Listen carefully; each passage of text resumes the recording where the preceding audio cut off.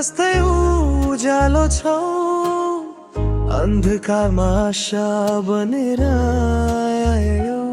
मेरो मौनतामा मिठो स्वर भरेर हाँस्न पनि तिमीले सिकायो।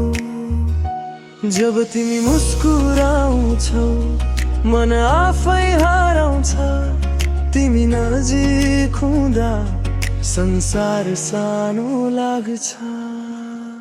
तिमी नै मेरो संसार।